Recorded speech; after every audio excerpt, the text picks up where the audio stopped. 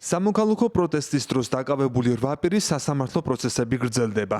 ზვიად ცეცხლაძეს, ირაკლი მიმინოშვილის, ვასილ კაძელაშვილის, ვეფხია კასრაძეს, გიორგი გიორგაძეს, ნიკოლოზ ჯავახიშვილს, თორნიკე გოშაძესა და ინსაფ ალიევს პროკურატურა ინდივიდუალურად სხვადასხვა დღეს ჩადენილ დანაშაულს, ეგრეთ წოდებული ჯგუფური ძალადობის ბრალდებით ედავება.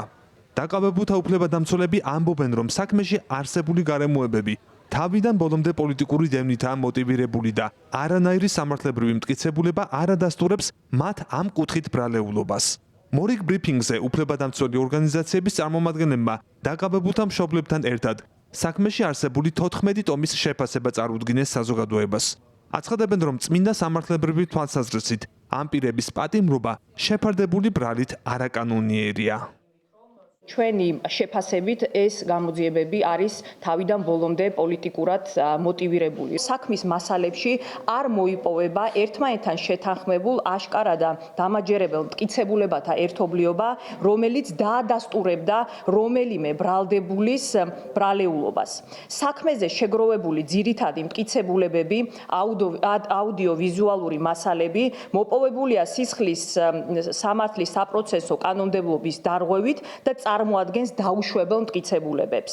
საერთოდ არ არსებობს რამე მტკიცებულება, რაც წინასწარ შეთანხმებული ორგანიზებულად ჩამოყალიბებული ჯგუფის არსებობაზე მიუთითებს. ასევე ამ მასალებში არ იკვეთება არც ერთი მტკიცებულება, რომელიც დაადასტურებს, რომ ეს პირები რაიმე ტიპის დანაშაულში იყვნენ ჩართულები. მტკიცებულებებად აქ მოტანილია ამ საქმეში აუდიო-ვიზუალური მასალა, რომელიც ჩამოტვირთულია ინტერნეტ საიტებიდან, ხოლო კაძელაშვილის და კასრაძის საუბარი ფარული მიყურადების წესით არის ჩაწერილი, რომლებიც სავარაუდოდ სუსის ან შინაგანთა საქმეთა სამინისტროს აგენტებმა ჩაწერეს.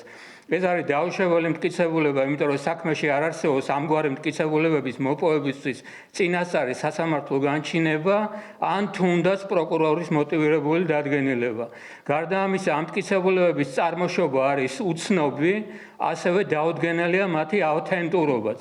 ამ სამი გარემოებიდან ერთ-ერთის არსებობა უკვე საკმარისი იქნებოდა იმისთვის, რომ ეს მტკიცებულებები დაუშვებლად ყოფილიყო ცნობილი, ხოლო სამივე გარემოების ერთობლივად კუმულაციურად არსებობა საერთოდ ნიშნავს იმას, რომ ეს საქმე უბრალოდ არის ცარიელი. არ არსებობს არანაირი მტკიცებულება იმისა, რომ ირაკლი მიმინოშვილი, გიორგი გიორგაძე, ნიკოლოზ ჯავახიშვილი, თორნიკე გოშაძე, ინსაფ ალიევი მოქმედებდნენ ვასილ კეძელაშვილის, ვეფხია კასრაძის და ზვიად ცეცხლაძის დავალებით. უფრო მეტსაც ვიტყვით.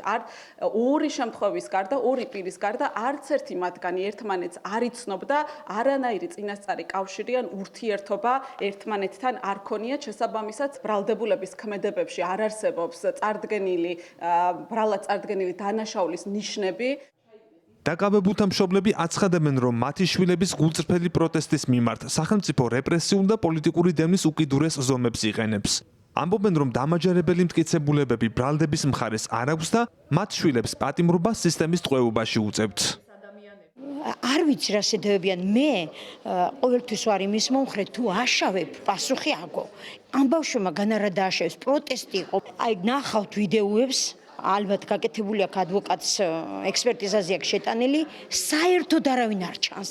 როცა ჩემი შვილი ისვრის, მე ვხედავ, რომ ისვრის რაღაცას, იღებს დაბლიდან, იქნება და ცრემსადენ იმას ტყვიას ისვრის, რაც ესროლეს მას თვითონ ხვარიციან.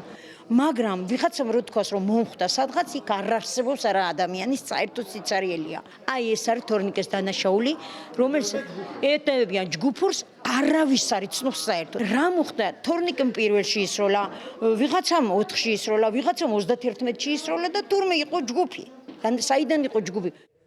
დაკავებულთა მორიგის სასამართლო პროცესი 12 მარტს გაიმართება. მოუწოდებდი, რომ გამოუშვან ეს ბავშვები, მე პირადად გამოუშვას ჩემი შვილი, მე მოვუკიდებ ორივე შვილს ხელს, დავტოვებ საქართველოს, უკვე ისე ვარ, რომ უსმენ სასამართლოებს, რომ ბრაზისგან თუ არა, იმისგან კი რომ მეშინია, 6 წელიც რომ იცენ არ მეშინია, მოიხდის სასჯელს, არაფრისთვის. ალეკო კვედაძე, ევრონიუს ჯორჯია.